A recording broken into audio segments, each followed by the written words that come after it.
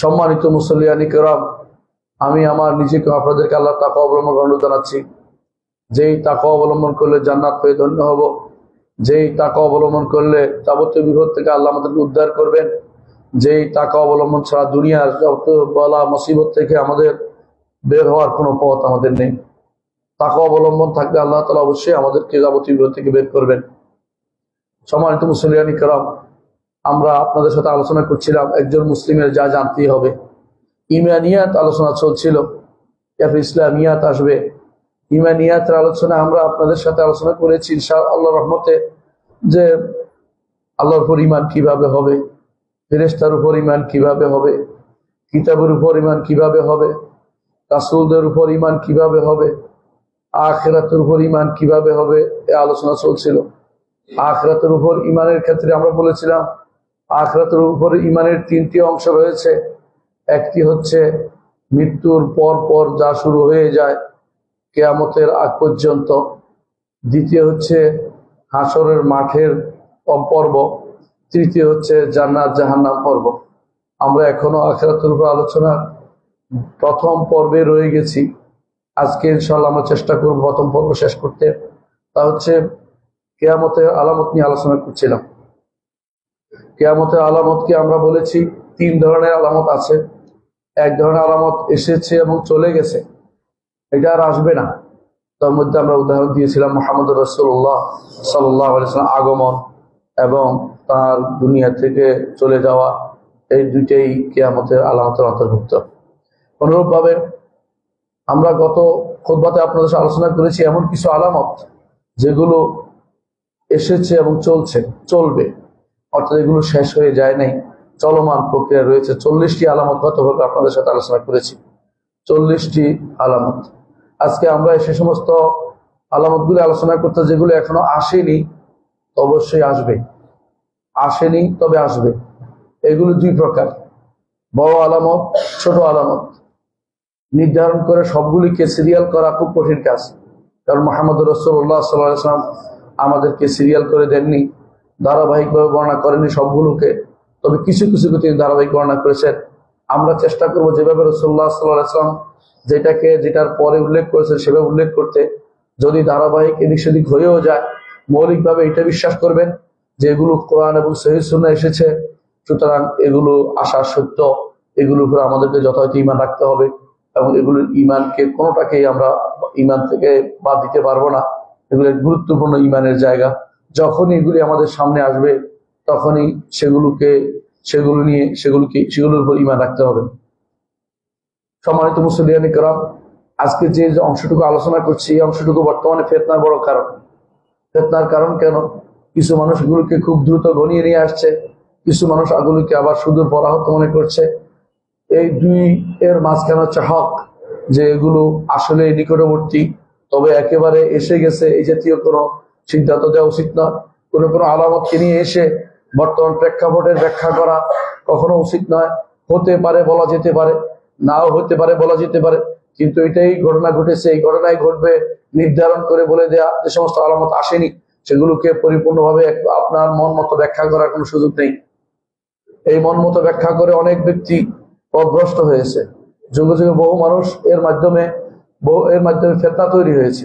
এমনকি আপনারা জানেন এই ফিতনার আগুনে পুড়ে একবার মক্কা কাবা পর্যন্ত আগুনে পুড়েছে বহুবার, এমনকি হারামাইন শরীফাইনের বহু আলেমকে খতিবকে পর্যন্ত নির্মম পরিণতি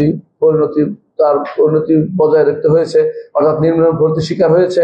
তাকে কেউ কেউ আঘাত করেছে, কেউ কেউ আঘাত করতে চেয়েছে, এরকম যে নিজে মাহদি দাবি করে বসেছে। এই জাতীয় জিনিসগুলো আমাদের ওই সমস্ত আলামতের অন্তর্ভুক্ত যেগুলো এখন আসেনি। বেশিরভাগ মানুষ সেগুলো নিয়ে ফিতনা ছড়ায়। অনেকে আছে হতাশা থেকে সেটা সব ফিতনা ছড়ায়। হতাশা মানে মুসলিম উম্মার যে বিপদ যাচ্ছে, এই বিপদ দিয়ে উদ্ধারে তারা আর কোনো পথ দেখে না। তারা মনে করে কিয়ামত বুঝে চলে আসলো বলে। আবার আরেক গ্রুপ আছে যারা ফিতনা ছড়ানোর জন্য এগুলিকে সামনে নিয়ে আসে, যে হয়তো তার মনের ভিতরে কোনো কিছু আছে, সে দাবি করবে, এজন্য অগ্রিম সে হয়তো মাহাদি দাবি করবে, বা নিজের কোনো লোককে সে ক্ষমতায় বসাবে, সেই জন্য মাহাদি নিয়ে টানাটানি করছে। এইটাও আমরা দেখতে পাই বর্তমান সময়ের মধ্যে। আসলে এই দুটি কাজই খুবই খারাপ। আমাদের অবশ্যই মনে রাখতে হবে মুহাম্মদ রাসূলুল্লাহ সাল্লাল্লাহু আলাইহি ওয়াসাল্লাম যা বলেছেন তা সত্য, তবে তিনি কোনো সময় বেঁধে দেননি। তিনি যে সমস্ত আলামত বলেছেন সেগুলো অনেকগুলো এখনো আসেনি। ছোট আলামত, বড় আলামত আসলে দূরের কথা। হ্যাঁ, বড় আলামত এবং ছোট আলামত একসাথেই আসতে পারে। বড় আলামতের মাঝখানে অনেক ছোট ছোট আলামত আসবে, কিন্তু বড় আলামত গুলোর আগেও কিছু ছোট আলামত রয়ে গেছে যেগুলো এখনো আসেনি, অথচ মানুষ কিন্তু বড় আলামত নিয়েই টানাটানি করছে। এটাই হচ্ছে বড় বিভ্রান্তি। সম্মানিত মুসলিয়ান ইকরাম, আমি আজকে এমন কিছু আলামত উল্লেখ করব যেগুলো এখনো আসেনি, তবে আসবে। এগুলোর মধ্যে আগে ছোটগুলি আলোচনা করব, যেগুলো ছোট। ছোট অর্থ এই নয় যে এখন একেবারে এগুলো হীন মনে করা, তুচ্ছ মনে করার বিষয় নয়, বলে এগুলো বিশাল ব্যাপার হইতে পারে। তবে এগুলো অর্থ হচ্ছে এগুলো বড় আলামতের আগে আসবে, আবার এগুলিতে কোনোটা বড় আলামতের মাঝেও আসতে পারে। সেই হিসাবে আমরা আলোচনা করবো ইনশাআল্লাহ। প্রথমেই যে আলামতটির কথা আলোচনা করতে হচ্ছে, আরব ভূমি মুরুজ ও আনহার হবে। মুরুজ কি জিনিস? অর্থাৎ শস্য শ্যামল হয়ে যাবে। আনহার অর্থাৎ সেখানে নদী নালা প্রবাহিত হবে। রাসূলুল্লাহ সাল্লাল্লাহু আলাইহি ওয়াসাল্লাম যে শব্দটি ব্যবহার করেছেন তা হচ্ছে হাত্তা তাউদা জাজিরাতুল আরব, যতক্ষণ পর্যন্ত না আরব উপদ্বীপ ফিরে আসছে। আরব উপদ্বীপ ফিরে আসা অর্থ কি? আরব উপদ্বীপ আগে এই অবস্থায় ছিল, এখন আবার ফিরে আসছে। সুবহানাল্লাহ। আগে এই অবস্থায় ছিল, সেটা মানুষ যদি আগে থেকে এই বিষয়ে আগে থেকে রাসূলুল্লাহ সাল্লাল্লাহু আলাইহি ওয়াসাল্লাম জ্ঞান না দিত, তাহলে কোনোদিনই সেটা বিশ্বাস করার সুযোগ থাকতো না। কিন্তু আমরা বিশ্বাস করি মুহাম্মদ রাসূলুল্লাহ সাল্লাল্লাহু আলাইহি ওয়াসাল্লাম যেহেতু বলেছেন যে আগে অবস্থায় ছিল আবার এই অবস্থায় ফিরে আসবে, তাহলে বোঝা গেল আরব উপদ্বীপ সমস্ত পাহাড় পর্বত দেখতে পাই, এগুলো এক সময় পানি দ্বারা পরিপূর্ণ ছিল, এগুলো শস্য শ্যামল ছিল, আবার সে অবস্থা ফিরে আসবে। মুহাম্মদ রাসূলুল্লাহ সাল্লাল্লাহু আলাইহি ওয়াসাল্লাম সেটা বলেছেন। হাদিসটি সহিহ মুসলিমে এসেছে। অনুরূপ আরেকটি হাদিসে এসেছে, মুআয ইবনে জাবাল রাদিয়াল্লাহু আনহু বলেন, তাবুকের যুদ্ধে আমরা যখন যাচ্ছিলাম, মুহাম্মদ রাসূলুল্লাহ সাল্লাল্লাহু আলাইহি ওয়াসাল্লাম বললেন, আগামী দিন তোমরা অমুকখানে যাবে, সেখানে আমাদের আগে কেউ যদি যাও সাবধান, তোমরা কিন্তু সেখানে দুইটা প্রস্রবণ আছে, ঝর্ণা আছে, পানির জায়গা আছে, সেখানে হাত দিবে না, নষ্ট করবে না। কিন্তু দুইজন অগ্রিম গিয়ে সেখানে বসে আছে। মুহাম্মদ রাসূলুল্লাহ সাল্লাল্লাহু আলাইহি ওয়াসাল্লাম বললেন, তোমরা কি পানিতে হাত দিয়েছ? বলে, ইয়া রাসূলুল্লাহ, অল্প একটু নিয়েছিলাম। রাসূলুল্লাহ সাল্লাল্লাহু আলাইহি ওয়াসাল্লাম তাদেরকে খুবই তিরস্কার করলেন, এই কাজটি তোমরা কেন করলেন? তারপর তিনি তাদেরকে বললেন, ইয়ে মুআজ, যদি তুমি জীবিত থাকো দেখতে পাবে এই সব এলাকা সব পানির প্রস্রবণে পরিণত হয়েছে। অথচ সেটা এখনো হয়নি। তার হচ্ছে এটা হবে, কিন্তু কোন সময় হবে আমরা এটা বলতে পারছি না। এই জন্য এটাকে নির্ধারণ না করে বলে যে এটা অবশ্যই হবে। দ্বিতীয় আলামত যা এখনো আসেনি তবে আসবে, তা হচ্ছে বৃষ্টি বেশি হওয়া। বৃষ্টি বেশি হওয়া এবং ফল ফলাদি কম হওয়া। সাধারণত বৃষ্টি হলে ফল হয়, কিন্তু এমন একটা সময় আসবে বৃষ্টি হবে কিন্তু ফল ফলাদি জন্মাবে না, অর্থাৎ সেই বৃষ্টির মধ্যে বরকত থাকবে না, আল্লাহর পক্ষ থেকে রহমত থাকবে না।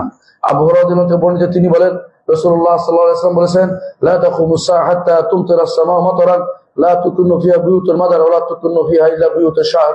রাসূলুল্লাহ সাল্লাল্লাহু আলাইহি ওয়াসাল্লাম বলেছেন, বৃষ্টি এত বেশি হবে কিয়ামতের আগে যে বড় বড় বিল্ডিং জাতীয় অর্থাৎ পাকা ঘরগুলি ভেঙে পড়বে, আর ছোট বাঁচে থাকবে শুধু যে সমস্ত ঘর পশমের তৈরি, অর্থাৎ যে সমস্ত ঘর সাধারণ তৈরি, সেগুলো শুধুমাত্র অবশ্যই থাকবে।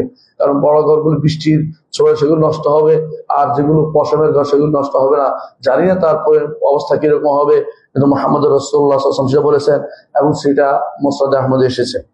আরেকটি হাদিসে এসেছে, রাসূলুল্লাহ সাল্লাল্লাহু আলাইহি ওয়াসাল্লাম বলেছেন, আনাস ইবনে মালিক রাদিয়াল্লাহু আনহু বর্ণিত হাদিসে তিনি বলেন, কিয়ামত কায়েম হবে ততক্ষণ পর্যন্ত মানুষ অনেক বৃষ্টিপাত পাবে, ওলা তুমবাতুল আরদু শাইআন, কিন্তু জমির সামান্যতম কিছু ইসকাতে উৎপন্ন হবে না। অর্থাৎ পানি দিয়ে আল্লাহর পক্ষ থেকে যে বরকত আসে এখন, সেই বরকত তারা পাবে না। আরেকটি হাদিসে আছে, আবু হুরায়রা রাদিয়াল্লাহু আনহু তিনি বলেন, রাসূলুল্লাহ সাল্লাল্লাহু আলাইহি ওয়াসাল্লাম বলেছেন যে লাইসা সানাতু বিআল্লা তুমতিরু ওয়ালাকিন্না সানাতু আন তুমতিরু ওয়া তুমতিরু ওয়া লা তুমতিরু আরদু শাইআন। সহিহ মুসলিমে আসছে যে দুর্ভিক্ষ এটা নয় যে বৃষ্টি হবে না, দুর্ভিক্ষ এটা যে বৃষ্টি হবে কিন্তু জমিন কোনো কিছু উৎপন্ন করবে না। এটা কিয়ামতের আগে সংঘটিত হবে। তবে এটা আমার মনে হচ্ছে, যতটুকু বিশ্বাস, এটা হচ্ছে যে সেটা হবে ঈসা আলাইহিস সালাতু ওয়াস সালামের আরো অনেক পরে। কারণ সেই সময় ঈসা আলাইহিস সালাতু ওয়াস সালামের সময় পর্যন্ত জমিনের বরকত হবে, এবং সেখানে এমন এত বরকতের কথা বলা হয়েছে যে এক একটা তরমুজ অনেকজনে খেতে পারবে। রাসূলুল্লাহ সাল্লাল্লাহু আলাইহি ওয়াসাল্লাম থেকে বর্ণিত হয়েছে। তার হচ্ছে এর পরে অবস্থা তৈরি হবে কিয়ামতের, এটি একটি আলামত। 3 নম্বর কিয়ামতের একটি আলামত যা এখনো আসেনি, তা হচ্ছে ফোরাত নদী থেকে স্বর্ণের পাহাড় বের হওয়া। ফোরাত নদী থেকে স্বর্ণের পাহাড় বের হওয়া। ফোরাত নদী ইরাকে রয়েছে, স্বর্ণের পাহাড় বের হওয়া, এটার ব্যাপারে হাদিসে এসে আবু হুরায়রা রাদিয়াল্লাহু আনহু বলেন, রাসূলুল্লাহ সাল্লাল্লাহু আলাইহি ওয়াসাল্লাম বলেছেন, লা তাকুমুস সাআ হাত্তা ইয়াহসুরাল ফুরাতু আন জাবালিন মিন যাহাব, যতক্ষণ পর্যন্ত ফোরাত নদী থেকে স্বর্ণের পাহাড় বের না হচ্ছে ততক্ষণ পর্যন্ত কিয়ামত সংঘটিত হবে না। ইয়াকতাতুন নাস আলাইহি, মানুষরা এর উপরে যুদ্ধ করবে। ওয়ায়াকতুলু মিনহু কুল্লু মিয়াতিন সাতুতাসুন, প্রত্যেক 99 জন মারা যাবে।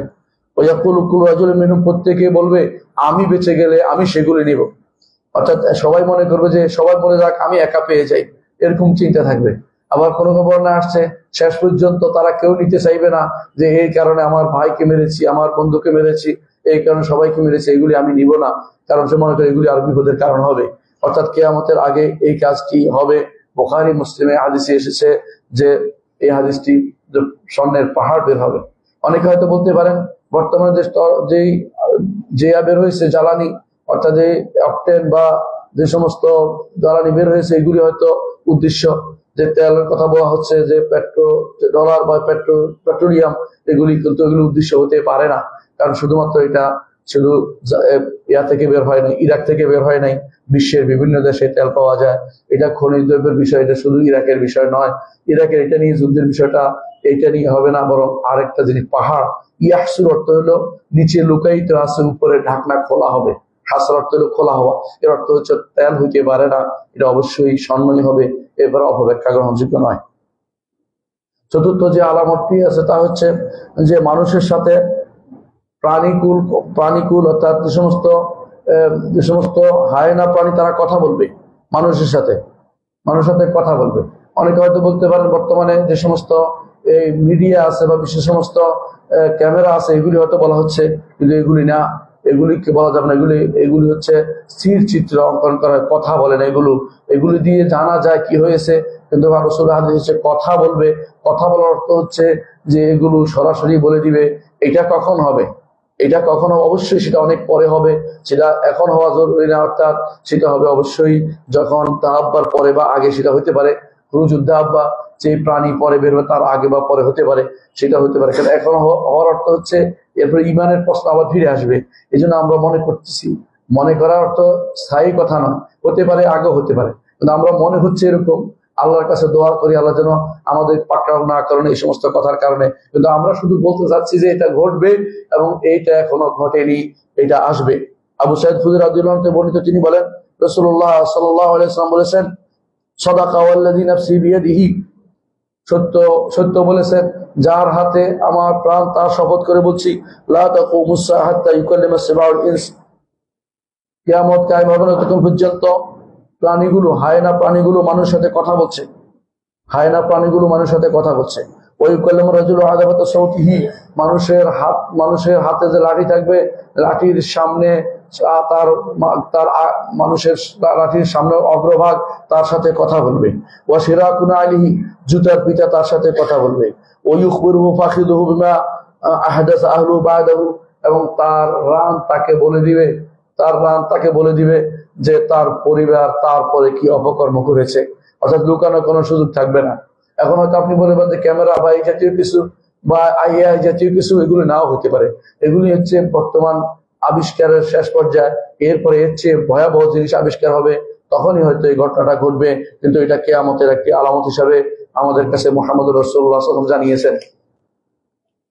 যে সমস্ত আলামত এখনো আসেনি, আসবে। তার মধ্যে আর পঞ্চম হচ্ছে মৃত্যু কামনা করা। বিপদ এত বেশি হবে যে মানুষ মৃত্যুকে চাইবে। এখন মানুষ মৃত্যুকে চায় না, এখন মানুষ সবাই চায় বাঁচতে। এই জন্য জীবনের সর্বস্ব ব্যয় করেও হাসপাতালে থেকে বাঁচতে চায়, অথচ মৃত্যু কিন্তু আসবেই। এটা জানার পরেও সব বিক্রি করে সে মনে করে 10 দিন বাঁচতে পারলেও কম কি। এই জন্য সবকিছু যে জানে তার মৃত্যু এসেই গেছে, তারপরেও লক্ষ লক্ষ কোটি কোটি টাকা খরচ করে কেউ জীবনের সব ব্যয় করে ফেলে শুধু বাঁচার জন্য। সেই সময়টা এখনো আসেনি, সেটা আসবে। আবু হুরায়রা রাদিয়াল্লাহু আনহু বর্ণিত, তিনি বলেন রাসূলুল্লাহ সাল্লাল্লাহু আলাইহি ওয়াসাল্লাম বলেছেন, লা তাকুমুস সাআ, কিয়ামত অনুষ্ঠিত হবে না, হাত্তা ইয়ামুরু রাজুলু বিকবরি রাজুলি, একজন মানুষ আরেকজনের কবরের কাছে যাবে, ফায়াকুল, এবং বলবে, ইয়া লাইতানি মাকানা, হায় যদি আমি এর জায়গায় যেতে পারতাম, অর্থাৎ ওর জায়গায় মরতে পারতাম, এই চিন্তা করবে। মুত্তাফাকুন আলাইহি, বুখারী মুসলিম হাদিসটি এসেছে। সেটাও আসবে, কখন আসবে সেটা আমরা জানি না, সে নির্ধারণ করার ক্ষমতা আমাদের নেই। দ্বিতীয় আরেকটি হাদিসে এসেছে, আবু হুরায়রা রাদিয়াল্লাহু আনহু থেকে বর্ণিত, তিনি বলেন রাসূলুল্লাহ সাল্লাল্লাহু আলাইহি ওয়াসাল্লাম বলেছেন, যার হাতে আমার প্রাণ তার শপথ করে বলছি দুনিয়া যাবে না যতক্ষণ পর্যন্ত না একজন মানুষ কবরের কাছে গিয়ে নিজেকে এটার মধ্যে গড়াগড়ি দিবে, তারপর বলবে হায় রে, আমি যদি কোনো এই কবরবাসী জায়গা যেতে পারতাম। রাসূলুল্লাহ সাল্লাল্লাহু আলাইহি ওয়াসাল্লাম বলেন ওয়ালাইসা বিহি দাইনু, এটা কোনো ঋণের কারণে নয়, ইল্লাল বালা, বিপদের কারণে। তার উপর এত সব বিপদ আসবে, সে দিশেহারা হয়ে শুধু মৃত্যুটাই শুধুমাত্র কামনা করবে। অথচ মৃত্যু কামনা করা বৈধ কাজ না, আপনারা জানেন। রাসূলুল্লাহ সাল্লাল্লাহু আলাইহি ওয়াসাল্লাম মৃত্যু কামনা করতে নিষেধ করেছেন, হাদিসটি সহিহ মুসলিমে এসেছে। ইবনে মাসউদ রাদিয়াল্লাহু আনহু এই জন্য বলেছিলেন যে ওই সময় মানুষ যে যদি চিন্তা করবে যদি মৃত্যু কি না যায়, তো তারা কেন চিন্তা ভাবনা করবে, এরকম অবস্থা তাদের তৈরি হয়ে যাবে। হুযায়ফা ইবনে ইয়ামান রাদিয়াল্লাহু আনহু বলেন রাসূলুল্লাহ সাল্লাল্লাহু আলাইহি ওয়াসাল্লাম বলেছেন মানুষের মধ্যে এমন একটা সময় আসবে মানুষ তখন দাজ্জালকে চাইবে, মানে এমন কঠিন অবস্থা আসবে দাজ্জাল আসুকিরা চাইবে। এর অর্থ হচ্ছে এই ঘটনা দাজ্জাল আসার আগেই ঘটবে, এই ঘটনা দাজ্জাল আসার আগেই ঘটবে। হাদিসে যেটা আসছে মিম্মা দালিকা, রাসূলুল্লাহ সাল্লাল্লাহু আলাইহি ওয়াসাল্লাম জিজ্ঞাসা করা হয়েছে কোত্থেকে সেটা হবে, কি কারণে সেটা হবে? রাসূলুল্লাহ সাল্লাল্লাহু আলাইহি ওয়াসাল্লাম বলেছেন মিম্মা ইয়ালকাউনা ফিল আনা ওয়াল আনা, বিপদ বিপদ বিপদ, এত বিপদ তার মাথার উপর আসবে, এত সমস্যা যে তার মাথার উপর ঘুরবে। সে বলবে যে মৃত্যু ছাড়া বোধহয়, দাজ্জাল আসা সবকিছু ধ্বংস করা ছাড়া বোধহয় আমার আর এর থেকে পরিত্রাণের কোনো উপায় নেই। ষষ্ঠ যে আলামতটি এখনো আসেনি তবে আসবে বলে রাসূলুল্লাহ সাল্লাল্লাহু আলাইহি ওয়াসাল্লাম জানিয়েছেন, তা হচ্ছে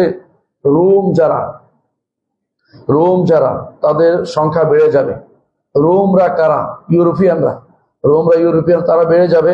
এরা কিতালু মুসলিম, মুসলিমদের সাথে তাদের যুদ্ধ হবে। এটা দুইটা অর্থ করে আলাদা, একটা হচ্ছে রোমরা ইসলাম গ্রহণ করবে, এটা হতে পারে মুসলিমদের সাথে তারা থাকবে। আর একটা অর্থ করে মুসলিমদের সাথে নয়, মুসলিমদের বিরুদ্ধে তারা যুদ্ধ করবে। হতে পারে তাদের মধ্যে দুটি গোষ্ঠী হবে।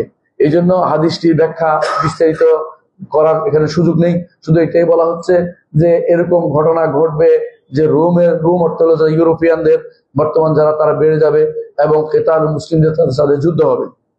হাদিসে এসে তাকুমুস সাআহ, রাসূলুল্লাহ সাল্লাল্লাহু আলাইহি ওয়াসাল্লাম বলেছেন কিয়ামত অনুষ্ঠিত হবে, রোম আকসারুন নাস, তখন রোমের লোকেরা বেশি হবে, রোমের লোকেরা বেশি হবে। এখন কিন্তু বেশি নয়, এর অর্থ হচ্ছে এরা বেশি হওয়ার কোনো প্রক্রিয়া নিবে, যেই কারণে তারা সংখ্যা বেড়ে যাবে। এখন তারা সংখ্যা কমতে আরম্ভ করছে, কিন্তু এই সংখ্যা পরবর্তী বাড়বে। দ্বিতীয়ত আরেকটি হাদিসে এসে রাসূলুল্লাহ সাল্লাল্লাহু আলাইহি ওয়াসাল্লাম বলেছেন কিয়ামতের আগে 6টি আলামত তোমরা গণনা করো। তার মধ্যে একটি বলেছেন সুম্মা হুদনাতুন তাকুনু বাইনাকুম ওয়া বাইনা বানিল আসফার, তোমাদের মধ্যে এবং ইউরোপিয়ানদের মধ্যে, অর্থাৎ যারা বানিল আসফার সাদা চামড়ার লোক, ওদের সাথে তোমাদের একটা হুদনা হবে, মীমাংসা হবে, একটা চুক্তি হবে। ইয়াগদিরুনা, তারা তোমাদের বিরুদ্ধে গাদ্দারি করবে। ওয়ায়াতুনাকুম তাহতা সামানিনা গায়া, তারা 80টা ঝান্ডা নিয়ে তোমাদের বিরুদ্ধে যুদ্ধ করতে আসবে। তাহতা কুল্লি গায়াতিন ইসনা আশারা আলফান, প্রতি ঝান্ডার নিচে 12,000 করে সৈনিক থাকবে। অর্থাৎ তাদের যদি সংখ্যা হিসাব করা হয় তাহলে 9,60,000 সৈন্য নিয়ে তারা যুদ্ধ করতে আসবে। এটা হচ্ছে রাসূলুল্লাহ সাল্লাল্লাহু আলাইহি ওয়াসাল্লাম বাণী, বুখারীতে হাদিসটি এসেছে। আমরা এই ঘটনাটা উল্লেখ করি সাধারণত যে দাজ্জালের আগে ঘটনাটা ঘটবে, দাজ্জাল আসার আগে ঘটনাটা ঘটবে। কেন এটা বলে থাকি? কারণ হাদিসগুলো এর সাথে সম্পৃক্ত। যে যখন এই যুদ্ধ চলতে থাকবে তখন একবার বলা হবে দাজ্জাল বের হয়েছে, মুসলিমরা বের হয়ে দেখবে দাজ্জাল বের হয়নি। আবার যুদ্ধের সময় আবার বলা হবে দাজ্জাল বেরিয়েছে, মুসলিমরা খুঁজতে বের হবে, দেখবে দাজ্জাল বের হয়নি। তৃতীয়বারে তারা বুঝতে পারবে দাজ্জাল বেরিয়েছে। এই জন্য বোঝা গেল যে এটা দাজ্জালের অব্যবহিত পূর্বে হবে দাজ্জাল আসার। এবং কেউ কেউ বলেছেন যে ইমাম মাহদী এটার সেনাপতি থাকবে, এটা কিন্তু প্রমাণিত হয় নাই। বরং ইমাম মাহদী সেনাপতি পরবর্তীতে মুসলিমরা যখন হতাশ অবস্থায় থাকবে, তাদের কোনো নেতা থাকবে না, তখন তারা কাবার কাছে ইমাম মাহদীর হাতে বায়াত করবে। এটাই শুধুমাত্র আমরা প্রমাণ পাই। সুতরাং ওই যুদ্ধতে ইমাম মাহদী নেতৃত্ব দিবেন এমন কোনো প্রমাণ আমাদের কাছে নেই, শুধু এটা ধারণা করে যেন আমরা না বলি। সুতরাং বোঝা গেল এরকম একটা ঘটনা ঘটবে। মোট কথা হচ্ছে এরকম ঘটনা ঘটবে, কিন্তু এটা হচ্ছে কিয়ামতের একটি আলামত যা এখনো আসেনি। কিয়ামতের আলামতের আরেকটি হচ্ছে কনস্টান্টিনোপল, যেটা এখন আমাদের ইস্তাম্বুল বলি, এটা মুসলিমদের আবার পুনরায় জয়লাভ করবে বেদুনে কেতাল, কোন রকমের যুদ্ধ ছাড়া। এখন বলতে পারে এখন তো আমাদের হাতেই আছে, সেটা হতে পারে আবার যাবে। যুদ্ধের পরিস্থিতি কোন দিকে মোড় নেয় কেউ বলতে পারে না। এই জন্য শেষ পরিস্থিতি হাদিসকে আমাদের বিশ্বাস করতে হবে। অবস্থার পরিপ্রেক্ষিতে হাদিসকে আমরা অপব্যাখ্যা না করি, হতে পারে সেটা চলে যাবে। কারণ হাদিসে যে শব্দ এসেছে সেটা হচ্ছে মুসলিমরা সেই যুদ্ধ কোনো অস্ত্র ব্যবহার করবে না, সেই যুদ্ধে তারা শুধুমাত্র তাকবীর ও তাহলিল করবে, অর্থাৎ আল্লাহু আকবার এবং লা ইলাহা ইল্লাল্লাহ বলবে। তারপরে তার পার্শ্বদেশ পড়ে যাবে এবং তারা মুসলিমদের দখলে চলে আসবে সেই জায়গা। অবস্থা বোঝা যাচ্ছে সেটা হচ্ছে রোমের যুদ্ধের পরে হবে সেটা। রোমের যুদ্ধে অর্থাৎ দাজ্জাল আসার অব্যবহিত আগে সেটা অনুষ্ঠিত হবে। অষ্টম যে আলামতটি বিভিন্ন হাদিসে এসেছে যে রাসূলুল্লাহ সাল্লাল্লাহু আলাইহি ওয়াসাল্লাম বলেছেন কিয়ামতের আগে সেটা হবে, এখনো হয়নি। তা হচ্ছে কাহতানি নামক এক আরব নৃপতি বের হওয়া। কারণ কাহতানি সম্পর্কে আপনারা জানেন, আরবরা হয় আদনানি না কাহতানি। কাহতানি আরব যদি বের হয় তো আদনানি আরবরা দুইভাবে বিভক্ত, আরবি অথবা মুদার। আর কাহতানিরা বের হবে, কাহতানি এমন এক ব্যক্তি বের হবে ইয়ামান গোষ্ঠীর, যাদের হাতে যারা এত বেশি ন্যায় ইনসাফ করে মানুষ তার উপর খুশি হবে। কাহতানি বের হবে, সেটা এখনো বের হয় নাই। বিভিন্ন রকমের আলামত দিয়ে অমুক তমুককে বানানোর কোনো চেষ্টা করার দরকার নেই, যখন আসবে তখন দেখা যাবে। কাহতানি এখনো বের হয় নাই, কাহতানি বের হওয়ার আগে মাহাদি বের হবে না। সুতরাং আপনারা কাহতানির অপেক্ষায় থাকতে হবে, কারণ মাহাদি বের হলে অবস্থা তৈরি হওয়ার সুযোগ থাকবে না। তারপর একটার পর একটা বড় আলামত তৈরি হবে। সুতরাং কাহতানি যে সমস্ত মানুষকে তার অধীন করবে, সমস্ত মানুষ তার কথা শুনবে, এমন অবস্থা তৈরি হওয়ার জন্য অবশ্যই কিয়ামতের একটা আলামত রয়েছে, যেটা অবশ্যই আসবে বলে মুহাম্মদুর রাসূলুল্লাহ সাল্লাল্লাহু আলাইহি ওয়াসাল্লাম আমাদের জানিয়েছেন। নবম যে আলামতটি সেটা হচ্ছে ইহুদিদের সাথে যুদ্ধ। ইহুদিদের সাথে যুদ্ধ আগে হয়েছে, পরে হয়েছে, এখনো হবে, ভবিষ্যতেও হবে। কিন্তু এখানে কোন যুদ্ধের কথা বলে সেটা হচ্ছে এমন চূড়ান্ত মীমাংসাকারী যুদ্ধ, যে যুদ্ধের পর ইহুদিরা আর থাকতে পারবে না, তাদেরকে হত্যা করা হবে, যেটা আল্লাহ রাসূল সাল্লাল্লাহু আলাইহি ওয়াসাল্লাম আমাদেরকে জানিয়েছেন। এমনকি পাথর ও গাছও বলে দিবে যে আমার পিছনে ইহুদি লুকিয়ে আছে, তাকে হত্যা করো। এ মুসলিম, আমার পিছনে ইহুদি লুকিয়ে আছে, এই কথা বলবে। শুধুমাত্র গারকাদ নামক গাছ সেটা বলবে না। রাসূলুল্লাহ সাল্লাল্লাহু আলাইহি ওয়াসাল্লাম বলেছেন যেটা সেটাই সত্য। এরা এখন বেশি করে গারকাদ গাছ রোপণ করছে, যাতে করে এর পিছনে লুকাতে পারে। এই গারকাদ নামক গাছ ছাড়া আর পাথর গাছ সবাই বলে দিবে আমার পিছনে ইহুদি লুকিয়ে আছে। সেটা এখন অনুষ্ঠিত হয়নি, সেটা হবে। কেউ কেউ বলেন সেটাই ঈসা আলাইহিস সালাম যখন যাবে তখন হবে। হতে পারে সেই ঘটনার সাথে সম্পৃক্ত, হতে পারে আগেও হতে পারে। তবে যেহেতু দাজ্জালের সৈন্যবাহিনী ইহুদি হবে, এর অর্থ হচ্ছে সেটা ঈসা আলাইহিস সালামের সময়ের সাথেই হতে পারে। আগের যুদ্ধটা উদ্দেশ্য নয়, পরের যুদ্ধটা উদ্দেশ্য, কারণ সেখানে তখন ইহুদিদের অবস্থান থাকবে না। কারণ ঈসা আলাইহিস সালাম তাদেরকে হয় ইসলাম না হয় মৃত্যু, দুটো একটা বেছে নিতে বলবেন। সুতরাং কোনোভাবেই তারা ইহুদিদের অবস্থান থাকবে না। এর অর্থ হচ্ছে এই যুদ্ধ শেষ, বড় ঈসা আলাইহিস সালাম আগমনের সাথে সম্পৃক্ত। এটা কিয়ামতের একটি আলামত বলে মুহাম্মদ রাসূলুল্লাহ সাল্লাল্লাহু আলাইহি ওয়াসাল্লাম জানিয়েছেন, যা এখনো আসেনি। 10 নম্বর হচ্ছে মদিনা তার খারাপ লোকদেরকে বের করে দেবে মদিনা থেকে। মদিনা তো রাসূল সাল্লাল্লাহু আলাইহি ওয়াসাল্লাম থেকে খারাপ লোকরা বেরিয়ে যাবে, তারপর সেটা শেষ জমানায় ধ্বংস হবে। এর অর্থ খারাপ লোকরা কখন বেরিয়ে যাবে? দাজ্জাল গিয়ে মদিনার চারপাশে চিৎকার করবে, খারাপ লোকেরা সেখান থেকে বেরিয়ে যাবে। ইমানদার কেউ সেখানে থাকবে না, সবাই দাজ্জালের আহ্বানে সাড়া দিবে। দাজ্জালের জান্নাত নামক জাহান্নামে প্রবেশ করবে এবং সেখানে বড় ধরনের কর্মকাণ্ড ঘটবে বলে আপনারা জানেন। যে সেখানে এক ব্যক্তি এসে বলবে আমি সাক্ষ্য দিচ্ছি তুমি দাজ্জাল। তো তাকে বল তোমাকে বাবা মাকে জীবিত করলে তুমি কি মেনে নিবে? বলে না, তোমার বাবা মাকে জীবিত করে দেখাবে। অর্থাৎ শয়তান দুইটাকে বানাবে, একটাকে বাপ একটাকে মা বানাবে, শয়তান শয়তানাকে। এরা বলবে আমি তোমার বাপ মা। তখন সে বলবে যে তুমি যে দাজ্জালকে আবার প্রমাণ পেলাম। তারপর তাকে হত্যা করা হবে। তার হত্যা করার পরে সে বলবে যে জীবিত করে বলবে যে এখন তুমি মানছো আমাকে যে আমি তোমার হচ্ছে আরো বেশি শক্তিশালী হয়ে ইমান আমার আসছে, তুমি হচ্ছে দাজ্জাল। তারপর তাকে হত্যা করতে চাইবে, হত্যা করতে পারবে না। এরপর সে মদিনা থেকে পালাতে আরম্ভ করবে।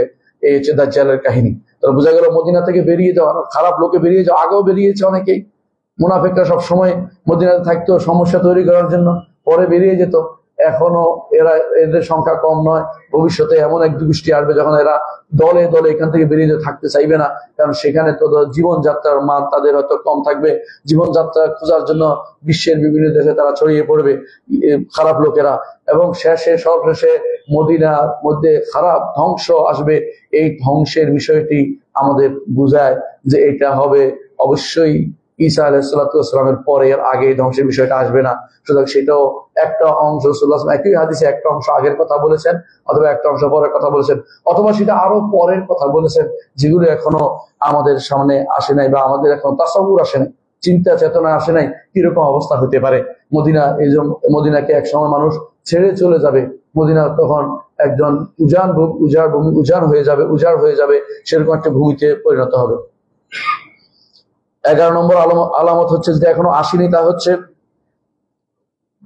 মানুষের মানুষের রূহ হরণ, ইমানদারদের রূহ হরণ করার জন্য একটি বাতাস বের হবে, যেই বাতাসে ইমানদারদের রূহ হরণ করে নিয়ে যাবে। অবশিষ্ট থাকবে শুধুমাত্র এমন লোকেরা যারা ঈমান আনেনি এবং যারা কুফরিতে লিপ্ত রয়েছে, এরাই শুধু অবশিষ্ট থাকবে। এবং সেই ঘটনা কখন হবে আমরা জানি, সেই ঘটনা হবে ইয়াজুজ মাআজুজের পরে। কারণ ইয়াজুজ মাআজুজ চলে যাওয়ার পরে পর্যন্ত ঈমানদাররা থাকবে। কারণ মুহাম্মদ রাসূলুল্লাহ ঈসা আলাইহিস সালাতু ওয়াস সালাম জানিয়েছেন, ঈসা আলাইহিস সালাতু ওয়াস সালাম তিনি ঈমানদারদের নিয়ে বলবেন যে পাহাড়ে, যে কোনো পাহাড়ে উঠে যাও, যাতে ইয়াজুজ মাআজুজ তোমাদের ক্ষতি করতে না পারে। তারপর নামার পরেও ঈমানদাররা অবশিষ্ট থাকবে। তারপরে আবারও হজ হবে, আবারও সেখানে দুনিয়া আবাদ হবে। কিন্তু এরপরে একটা সময় আসবে দুনিয়াতে কাল হুমুর, গাধার মতো তারা চলাফেরা করবে, রাস্তায় অপকর্ম করে বেড়াবে এবং দুনিয়ার সবচেয়ে নিকৃষ্ট মানুষ তারা থাকবে। এই সময়ে এমন একটি বাতাস বেরোবে, যে বাতাস মানুষ ইমানদারদের রূহকে হরণ করে নিয়ে যাবে। আর যারা অবশিষ্ট থাকবে তারা শুধুমাত্র নিকৃষ্টতম মানুষই থাকবে। বোঝা গেল এটা ইয়াজুজ মাআজুজ। এবং তারপরে দাব্বাও থাকবে, কারণ তখন ইমানদার এবং কাফেরদের তারা ভাগ করে দিবে দাব্বা প্রাণী। এরপরে আসবে, অর্থাৎ এটা কিয়ামতের অব্যবহিত পূর্বে সেই বাতাস বেরিয়ে যাবে। 12 নম্বর যে আলামতের কথা মুহাম্মদ রাসূলুল্লাহ সাল্লাল্লাহু আলাইহি ওয়াসাল্লাম আমাদের জানিয়েছেন কিয়ামতের পূর্বে অনুষ্ঠিত হবে, এখনো হয়নি, তা হচ্ছে আল্লাহর ঘরকে হালাল করা। অর্থাৎ আল্লাহর ঘর ভাঙবে, একটা একটা করে পাথর ভেঙে নিয়ে যাবে। আল্লাহর ঘরে লুট হবে এবং আল্লাহর ঘরের বিভিন্ন জিনিস যে যেমনি পাবে এমনি নিয়ে যাবে এবং আল্লাহর ঘরকে আর সম্মান করা হবে না। এরকম ঘটনা ঘটবে বলে মুহাম্মদ রাসূলুল্লাহ সাল্লাল্লাহু আলাইহি ওয়াসাল্লাম জানিয়েছেন। এবং সেটা মনে হয় যতটুকু আমাদের বিশ্বাসে আসছে, যতটুকু বোঝা যাচ্ছে, যে সেটাও হবে যখন এই ঘরের হামি তারা থাকবে না, হেফাজতকারীরা থাকবে না, তখনই। সেটাও অবশ্যই ঈসা আলাইহিস সালাতু ওয়াস সালামের পরে ঘটবে, কিন্তু নির্ধারণ করে বলা হচ্ছে না কখন ঘটবে। সেটাও সর্বশেষ মুহূর্তের দিকে হতে পারে, অথবা সেই সময় হতে পারে যখন দাব্বাতুল আরদ চলে যাবে, তারপরে হতে পারে। ইমানদাররা যখন আর আল্লাহর ঘরের তোয়াফের দিকে যাবে না, তখন কেউ হয়তো আল্লাহর ঘর ভাঙতে চলে যাবে। রাসূলুল্লাহ সাল্লাল্লাহু আলাইহি ওয়াসাল্লাম তার একটা পরিচিতি দিয়েছেন, যে বাঁকা পা বিশিষ্ট হবে এবং হাবশী হবে, আফ্রিকান হবে। সেটার পরিচয় মুহাম্মদ রাসূলুল্লাহ বলেছেন, তার মাথা যেন কিসমিসের মতো, অর্থাৎ সেটা যেন মাথার মধ্যে মাথাটা পেঁচানো, অর্থাৎ সেটা সোজা মাথা নয়, এরকম মাথার কথা রাসূলুল্লাহ বলেছেন সেই লোকের। 13 নম্বর আলামত হচ্ছে সেটা হচ্ছে কোরআন উঠে যাওয়া। আর কোরআন উঠে যাওয়ার বিষয়টি একেবারে সব শেষের অন্তর্ভুক্ত, যখন আর কোনো তওবা কবুল হবে না। কারণ ইমানদাররা ইমানের সালাতে দাঁড়াবে কিন্তু কিছু করতে পারবে না, তাদের মুখ থেকে কিছুই বের হবে না। আবু হুরায়রা রাদিয়াল্লাহু আনহুকে বলা হলো যে ওই সময় দাঁড়ালে তাদের কি লাভ হবে। রাসূল তখন আবু হুরায়রা রাদিয়াল্লাহু আনহু বললেন, তাদেরকে এই যে দাঁড়াচ্ছে তারা চেষ্টা করেছে, এই জন্য তারা জাহান্নাম থেকে মুক্তি পাবে, তারা জাহান্নাম আগুন থেকে মুক্তি পাবে, আল্লাহর আযাব থেকে তারা মুক্তি পাবে। এই 13টি আলামতের কথা আমরা এখনো জেনেছি। ছোট আলামত হিসাবে সেগুলিকে একসাথে উল্লেখ করেছি। সবগুলো যে আগে হবে তা নয়, সবগুলো যে বড় আলামতের আগে হবে তা নয়, এগুলো হবে বড় আলামতের মাঝে মাঝে এগুলো সংঘটিত হবে। বড় আলামতগুলি আমি আলোচনা করতে চাই, যেগুলি এখনো একটাও আসেনি। বড় আলামতগুলি এক নম্বর হচ্ছে আল মাহদী। আর মাহদীর ব্যাপারে আপনারা জানেন যে এই 1400 বছরে প্রায় 3000 মাহদী বের হয়েছে। এর অর্থ হচ্ছে এই মাহদীর কোনো শেষ নেই। প্রত্যেকে দাবি করে তারা মাহদী, এক একজন এমনকি নিজের নামদের মাহদিয়া পার্টি নাম করে ফেলেছে কেউ। এমনকি মাহদী গোষ্ঠী বেরিয়েছে সুদানে, তারা সামনে এক পকেট পিছনে আরেক পকেট রাখে জামার মধ্যে। তো যদি জিগের পিছনের পকেট করে সময় নাই, এই জন্য যুদ্ধ করতে যাইতে হবে তাড়াতাড়ি করে, এই জন্য সামনের পিছনে দেখার সুযোগ নেই, এই জন্য তারা এরকম পকেট বানিয়েছে। মানে এরকম গোষ্ঠী এখন না, তাবেঈদের যুগ থেকে এই মাহদীর প্রচলন শুরু হয়ে গেছে। এমনকি খলিফাতুল আব্বাসী একজন নিজেকে মাহদী দাবি করেই বসেছে। এরপরে যারা আসছে এরকম অনেকেই নিজেদেরকে মাহদী দাবি করতে, সুযোগ পেলেই কেউ বলে মাহদী হওয়ার জন্য এমন অনেকেই মাহদী দাবি করেছে। এই মাহদী দাবি একটা ফিতনাতে পরিণত হয়েছে। মাহদী দাবি করার বিষয় না, মাহদীকে জোর করে তার উপরে বায়াত হবে। কেউ সে চাইবে না তাকে, সে এক রাত্রে আল্লাহ তাকে ভালো করে দিবে। আগে থেকে সে কোনো জানবে না তাকে কে মাহদী হতে যাচ্ছে, কেউ জানবে না। তো মাহদী হবে অবশ্যই মুহাম্মদ ইবনে আব্দুল্লাহ তার নাম হবে, মুহাম্মদ, পিতার নাম হবে আব্দুল্লাহ, এবং তিনি হাসানি হবেন, হুসাইনি না। যে হুসাইনি মাহদীর আশায় বসে আছে শিয়ারা, সে সম্পূর্ণ ভ্রষ্টতা ছাড়া কিছুই নয়। বরং তারা মনে করে 12 নম্বর তাদের ইমাম হচ্ছে মাহদী। 12 নম্বর ইমামের কোনো অস্তিত্বই ছিল না, কারণ 11 নম্বর তাদের যে ইমাম ছিল তিনি নাবালেগ অবস্থায় মারা গেছে। নাবালেগ অবস্থায় মারা গেলে তার সন্তান হয় না, সবাই জানে, এবং তিনি বিয়েও করেন নাই। এখন তারা বলে যে তার একটা দাসী ছিল, দাসীর ঘরে সন্তান হয়েছে, কেউ দেখে না সেটা। তারপর সে বলে যে সেটা দৌড়ে গিয়ে পাহাড়ের ভিতরে ঢুকে গেছে, এখনো তারা সেখানে দাঁড়িয়ে আছে আর বলতেছে যে উখরুজিয়া মাওলানা, মাওলানা বেরিয়ে আসো, মাওলানা বেরিয়ে আসো। সেখানে আগে তারা ঘোড়া নিয়ে গাড়ি নিয়ে বসে থাকতো, এখন তারা মার্সিডিজ নিয়ে বসে থাকে যে মাওলানা আমার গাড়িতে উঠবে, মাওলানা আমার গাড়িতে উঠবে, মাওলানা আমার দরজা দিয়ে প্রবেশ করবে, এই দরজা বানিয়ে বসে আছে। এগুলি সবই হচ্ছে বিভ্রান্তি, পথভ্রষ্টতা। এগুলি তারাই আবিষ্কার করে। মাহাদির জন্য যারা বসে থাকে, মাহাদির জন্য বসে থাকা ইমানদারের কাজ নয়। মাহাদির জন্য বসে থাকে যারা, তারা হচ্ছে পরাজিত মানসিকতার লোক তৈরি, তারা নিজেরা কিছু করতে পারে না বলে মাহাদি করে দিবে আশায় বসে আছে, এটা ঠিক নয়। বরং যখন মাহাদি বের হবে তখন তার হাতে আমাদের বায়াত নিতে হবে। তিনি একা কিছুই করতে পারবেন না, ইমানদারদের নিয়েই তিনি করবেন। ইমান বজায় রাখা, মাহাদির জন্য ইমান বজায় রাখা দরকার, ইমান চেনা দরকার, কিন্তু মাহাদির জন্য সৈনিক তৈরি করা দরকার নয়। এখন অনেকে মাহাদির সৈনিক বানিয়ে রাখতেছে, না, মাহাদির সৈনিক বানাবেন না। ইমান আপনি তৈরি করুন, আপনি দাওয়াত ও জিহাদে নিজেকে অংশগ্রহণ করুন। মাহাদি বের কখন হবে এটার আশায় বসে থেকে নিজেদেরকে পরাজিত মানসিকতার লোক তৈরি করবেন না। মাহাদি আলাইহিস সালাতু ওয়াস সালাম যদি বের হয়ে যান, অথবা মাহাদি রাদিয়াল্লাহু আনহু যদি বের হয়ে যান, অথবা মাহাদি রহমতুল্লাহ হাফেজাহুল্লাহ যদি বেরিয়ে যান, আমি কেন তিনটা বলেছি, কারণ আপনি তিনটাই বলে অনেকে দেখবেন, এজন্য বলছি। কিন্তু মাহাদি যদি বেরিয়ে যান, নিঃসন্দেহে সেটা হবে এমন এক সময়, যে সময় আর বলতে পৃথিবী শেষের দিকে চলে আসছে, এরপর আর কোনো কিছু ভাবিষ্ট নাই। কারণ রাসূলুল্লাহ সাল্লাল্লাহু আলাইহি ওয়াসাল্লাম বলেছেন, কিয়ামতের আলামতগুলি একটার পর একটা এমন ভাবে পড়বে যেন একজনের মালা থেকে একটা মালা ছিঁড়ে গেলে একটার পর একটা করে পড়ে যেতে থাকে, সেভাবে কিয়ামতের আলামতগুলি একটার পর একটা হতে থাকবে। সুতরাং মাহাদির আশায় বসে থেকে তো বিপদ ডেকে আনছেন আপনি, কিয়ামত ঘনাই দিচ্ছেন। মাহাদির আশায় বসে না থেকে আপনি বেশি বেশি করে আপনার ইমানকে চাঙ্গা করুন, দাওয়াতকে বলিষ্ঠ করুন, যে আল্লাহর দ্বীনকে প্রচার প্রসারে লেগে যান। আপনি আখিরাত মুখী হোক, দিন আখিরাতের কাজ করে যান। এটাই হচ্ছে মূলত ইমানদারের কাজ। মাহাদি তার আশায় বসে থাকা উচিত নয়। হ্যাঁ, তিনি আসবেন অবশ্যই, তবে তিনি আসার অর্থ এটাই যে আপনাদের কর্মকাণ্ডের যে মূল কাজ, আপনার দ্বারা আর কিছু হবে না। আর তিনি এসে কিছু কাজ করতে এগিয়ে যাবেন দাজ্জালের বিরুদ্ধে, শেষ পর্যন্ত তিনিও পারবেন না। আকাশ থেকে আল্লাহ তাআলা তখন ঈসা আলাইহিস সালাতু ওয়াস সালামকে আকাশ থেকে তিনি নামাবেন। এর অর্থ হচ্ছে মাহাদির দ্বারা যে বড় ধরনের কিছু হচ্ছে তা কিন্তু না, বরং মাহাদি বের হবে এটা প্রমাণ করে এটা বলেছেন এই জন্য যে ওই সময়ে তার মাধ্যমে মুসলিমরা একতাবদ্ধ হইতে পারবে, এটা ছাড়া আর কোনো কারণ নয়। সুতরাং কিয়ামতের আলামতের মধ্যে, বড় আলামতের মধ্যে এক নম্বর হচ্ছে মাহাদি বের হওয়া। মাহাদি বের হওয়া একটা আলামত। কিয়ামতের বড় আলামত অনেকে 10টি গণে, আমরা 10টি গণবো না। কেন 10টি গণবো না? কারণ 10টি আলামত হওয়া জরুরি না। 10টি আলামত হওয়া জরুরি, 10টা গণা জরুরি না। বরং রাসূলুল্লাহ সাল্লাল্লাহু আলাইহি ওয়াসাল্লাম 10টি বলেন নাই, তিনি বলছেন এক হাদিসে 10টি আলামত না দেখা পর্যন্ত কিয়ামত হবে না। আবার আরেক হাদিসে 6টি না দেখা পর্যন্ত কিয়ামত হবে না। আবার আরেক হাদিসে এইভাবে রাসূলুল্লাহ সাল্লাল্লাহু আলাইহি ওয়াসাল্লাম সংখ্যা বলেছেন যে এগুলি না হওয়া পর্যন্ত কিয়ামত হবে না। তিনি বলেন নাই যে কিয়ামতের আলামত বড়টা 10টি, একবার বলেন নাই। এর অর্থ হচ্ছে আমরা 10টি বানানো জরুরি না। আমরা যখন দেখবো বড় বড় আলামত যেগুলোকে আমরা বলি প্রলয়ঙ্কারী ঘটনা ঘটবে যেগুলির পিছনে, সেগুলিকে আমরা উল্লেখ করতে পারি। এর মধ্যে এক নম্বর হচ্ছে মাহদী, 2 নম্বর হচ্ছে মাসিহুদ দাজ্জাল। মাসিহুদ দাজ্জাল হচ্ছে বের হবে, সে ইহুদি বংশধর থেকে হবে এবং সে বের হবে ইস্পাহানের ইহুদি, ইরান থেকে বের হবে, বর্তমানে ইরান থেকে বের হবে। এখনো ইহুদি, সেখানে ইহুদি একটা পল্লী আছে, এখান থেকে বের হবে, ইস্পাহান থেকে বের হবে। ইস্পাহান হতে বের হয়ে খোরাসান হয়েছে আসবে, এই জন্য কোথাও খোরাসান কোথাও ইরান, ইস্পাহান বলা হয়েছে। এগুলো বিরোধ নেই, কারণ সে দুনিয়া চষে বেড়াবে। সুতরাং সে বেরিয়ে আসবে এবং সারা দুনিয়া 40 দিনে চষে বেড়াবে। এটা রাসূলুল্লাহ সাল্লাল্লাহু আলাইহি ওয়াসাল্লাম হাদিস দ্বারা আমরা জানি। তার বের হওয়ার পরে ঈসা আলাইহিস সালাতু ওয়াস সালামকে আল্লাহ তাআলা নাজিল করবেন।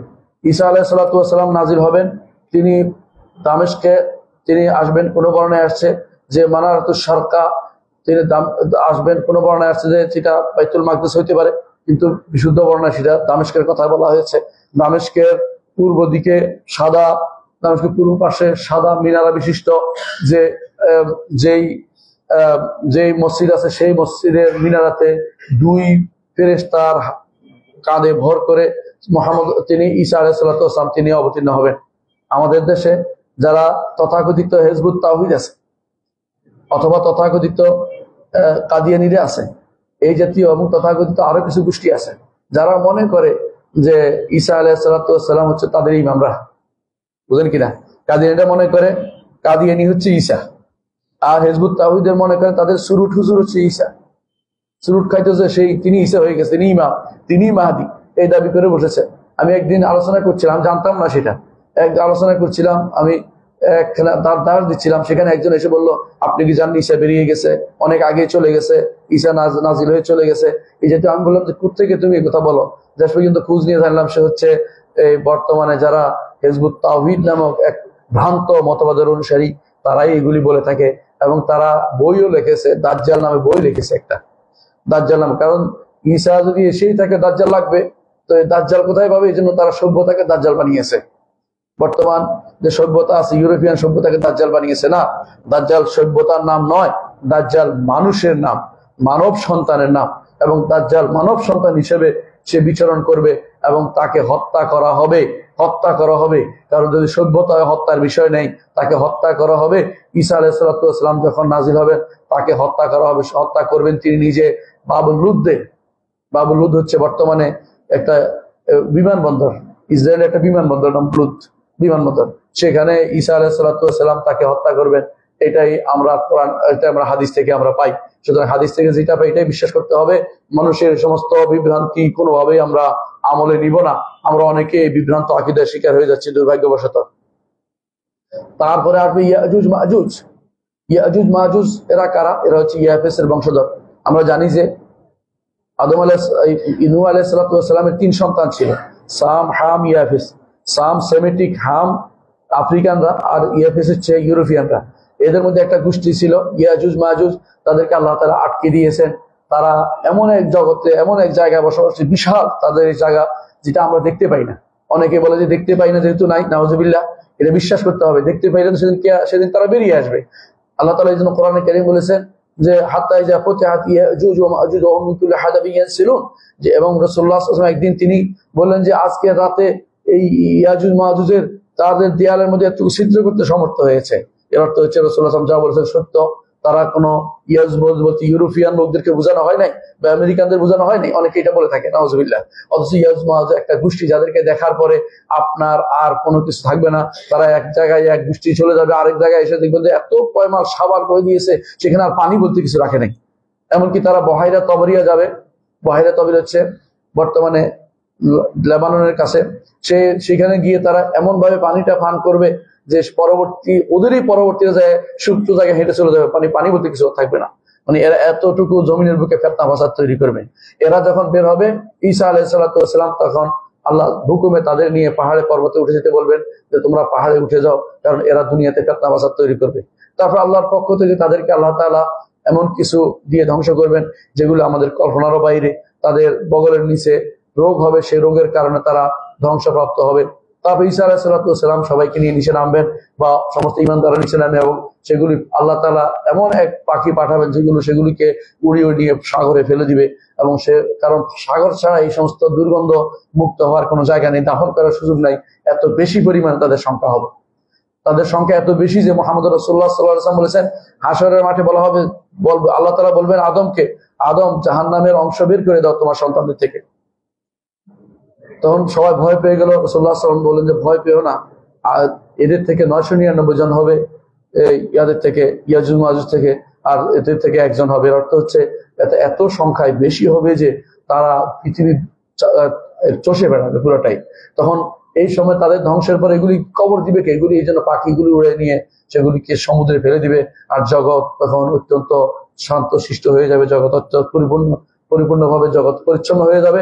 বৃষ্টি দিবে আল্লাহ তাআলা, সেই বৃষ্টির পরে আল্লাহ তাআলা এত বেশি পরিমাণে বরকত দিবে, বরকত শেষ হয়ে যাবে। অর্থাৎ দুনিয়ার সব বরকত সেই সময় দিয়ে দিবেন আল্লাহ তাআলা জমিনের উপরে, এবং সেটা অনেক বেশি পরিমাণ ফল ফলাদি হবে, যেটা আমাদের হাদিস থেকে প্রমাণিত আমরা দেখতে পাই। ইয়াজুজ মাজুজের এই ঘটনা অবশ্যই কিয়ামতের একটি আলামত, এখনো হয়নি, এবং 10 কিয়ামতের সেই বড় আলামত গুলির একটি। পঞ্চম কিয়ামতের বড় আলামত হচ্ছে 3টি ভূমিধস হওয়া। ভূমিধস আগেও হয়েছে, এখনো হচ্ছে, কিন্তু এইটা হচ্ছে প্রলয়ঙ্কারী ভূমিধস, যেটা মানুষ চিন্তাও করেনি। খাসমুল মাশরিক, খাসমুল মাগরিব, প্রাচ্যে একটি ভূমিধস হবে, পাশ্চাত্যে একটি হবে, আরব উপদ্বীপে একটি হবে। এই 3টি ভূমিধসের মাধ্যমে আল্লাহ তাআলা মানুষদের সংখ্যা কমিয়ে দিবেন। একটা সময় আপনি দেখবেন সব খালি পড়ে আছে, বিশাল বিশাল স্থাপনা করছেন আপনারা লক্ষ লক্ষ টাকা খরচ করে।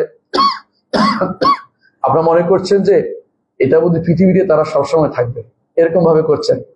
তোমরা মনে করছো, আল্লাহ তাআলা কোরআনে কারীমে বলছেন কওমে আদ সম্পর্কে, যে তোমরা মনে করছো যে তোমরা লাআল্লাকুম তাখলুদুন, চিরস্থায়ী হবে। অনেকে যে সমস্ত রাস্তা বানাচ্ছে, ওইটা বানাচ্ছে, ওইটা বানাচ্ছে, মনে করছে এটাই সমাধান, কিন্তু এটা সমাধান না। ইমানিয়াত বড় সমাধান। মুহাম্মদ রাসূলুল্লাহ সাল্লাল্লাহু আলাইহি ওয়াসাল্লাম এত উন্নয়নের চিন্তা করেননি, ইমানি উন্নয়নের চিন্তা করেছেন।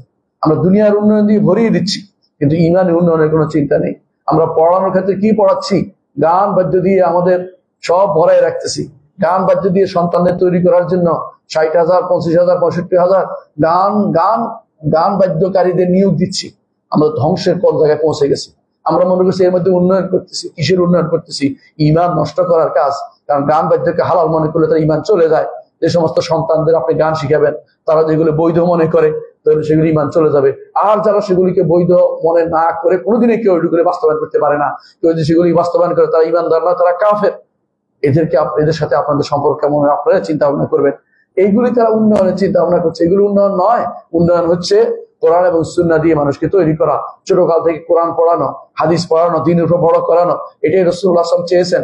যারা এই পদ্ধতির বাইরে উন্নয়ন নামক তথাকথিত দাজ্জালের ফিতনাকে নিয়ে আসবে, দাজ্জালি ফিতনাকে নিয়ে আসবে এবং মানুষের ভিতরে এগুলো চাঙ্গা করে দেবে, কিভাবে উন্নয়ন করলো, কোন হালাল হারামের চিন্তা তোয়াক্কা করলো না, এরাই হচ্ছে সবচেয়ে বড় বিভ্রান্ত দল। এরা বিভ্রান্তির ভিতরে অতল গহরে ডুবে আছে। এরা এই অবস্থা যখন হবে, খাস হবেই। হাদিসে আছে খাস মাস হবে, অর্থাৎ জগৎ ধ্বংসিত হবে, ধ্বংস হবে। এরপর দেখবেন যে পৃথিবীতে মানুষ যারা থাকবে খুবই অল্প সংখ্যক মানুষ থাকবে, যারা ধ্বংস হয়ে গেছে, বিশাল অঙ্ক ডুবে গেছে মাটির ভিতরে। আল্লাহ তাআলা আগেও ডুবিয়েছেন, কারুনকে ডুবিয়েছেন। আল্লাহ বলছেন ফাখাসাফনা বিহি ওয়া বিদারিল আরদা, তাকেও ডুবিয়েছি, তার জমি, তার ঘরকেও ডুবিয়েছি, কারণ তার বিশাল সম্পদ ছিল। আল্লাহ তাআলা বলছেন ওয়াইনা মাফাতিহু লাতানু বিল উসবাতি ওয়াল কুওয়া, তার চাবি বহন করার জন্য বিশাল বিশাল বহর লাগতো, ওকে বহর লাগতো, অর্থাৎ প্রাণীগুলো লাগতো চাবি বহন করতে। এত বিশাল সম্পদ সবগুলিকে আল্লাহ ডুবিয়ে দিয়েছেন। আল্লাহ তাআলা এই সম্পদের জন্য কাউকে রক্ষা করবেন না। ওয়ালা ইয়ানফাউ যাল জাদ্দি মিনকাল জাদ্দু, সম্পদ দিয়ে আল্লাহ আযাব থেকে বাঁচতে পারবে না, উন্নয়ন দিয়ে আল্লাহ আযাব থেকে বাঁচতে পারবেন না। আল্লাহর আযাব থেকে বাঁচতে হলে আল্লাহর দিকে ফিরে আসতে হবে। ফাফিরু ইলাল্লাহ, আল্লাহর দিকে ফিরে আসা উচিত প্রত্যেকটি মানুষের। এত উন্নয়ন দিয়ে কি করবেন? আপনার একটা বাড়ি আছে, আরেকটা বাড়ি না করলেও চলে, মাথা গোজার ঠাই আছে, আপনার বাড়তি কিছু করার দরকার নেই, এত চিন্তা করেন না। মুহাম্মদ রাসূলুল্লাহ সাল্লাল্লাহু আলাইহি ওয়াসাল্লাম বলেছেন মান আসবাহা আমিনান ফি সিরবিহি, যে ব্যক্তি সকালে উপনীত হয়েছে, আমিনান ফি সিরবিহি, একটা ঘর আছে, সিরবত হলো চিকন ঘর যেখানে ঢুকতে পারে, ছিদ্র গর্ত আছে, এরকম একটা গর্তের মধ্যে নিরাপদ আছে। মুআফান ফি জাসাদি, শরীরটা সুস্থ আছে। ওয়াইনদাহু কুতু ইয়াউমি, তার একদিনের খাবার আছে। বা কান্নাহু হিজাতাহু দুনিয়া বিহাদাফিরিহা, দুনিয়া যেন পরিপূর্ণভাবে তাকে দেয়া হয়েছে। অথচ আমরা শুধু জমাই আর জমাই, কিভাবে একটা বাড়ি, দুইটা বাড়ি, তিনটা গাড়ি করতে পারি, এই চিন্তা অবশ্য থাকি। যতটুকু তার একান্ত প্রয়োজনের বাইরে যেটাই জমাচ্ছে, সেটা আপনার জন্য বিপদের কারণ হবে। অর্থাৎ আপনি আল্লাহমুখী হতে পারেন নাই। মুহাম্মদ রাসূলুল্লাহ সাল্লাল্লাহু আলাইহি ওয়াসাল্লাম আদর্শ আমরা অনুসরণ করি, সেদিকে ফিরে যাই। উন্নয়ন নাম দিয়ে আমাদের যে ধ্বংস হচ্ছে, আমরা যে প্রতিযোগিতায় নেমেছি। একজনের বাড়িতে যদি কোনো একটা সোফা থাকে, আপনার বউ এসে যদি বলে যে ওনার বাড়িতে নতুন সোফা কিনেছে, আপনাকে বিব্রত করছে, আপনি স্ট্যাটাস বজায়ের জন্য এখন হারামের দিকে হাত বাড়াচ্ছেন, এসবই কিন্তু আপনার বিপদের কারণ হয়ে দাঁড়িয়েছে। এত স্ট্যাটাস দেখাবেন না, আপনার স্ত্রীকে আল্লাহমুখী করার চেষ্টা করবেন। তাকে বলেন যে এগুলি রেখে কিন্তু আমাদের চলে যেতে হবে, কালকে যদি চলে যাই পরের দিন এগুলি কিন্তু আরেকজনের মালিক হবে, আমার কোনো উপকার নেই।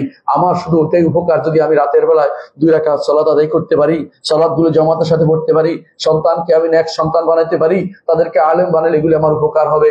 আমি যদি সাদাকাতুন জারিয়া করতে পারি, উপকার হবে। আমি যদি এমন কোনো কাজ করতে পারি যেটা ইলমুন ইউনতাফা হবে, তো সেটা কাজে লাগবে। এর বাইরে আমার কোনো কিছু আমার নয়, সবই কিন্তু অন্যের। সুতরাং এর পিছনে দৌড়ে গিয়ে, যেটা আল্লাহ তাআলা বলেছে আলহাকুমুত তাকাসুর হাত্তা যুরতুমুল মাকাবির, অবস্থা তৈরি হয়ে যাবে।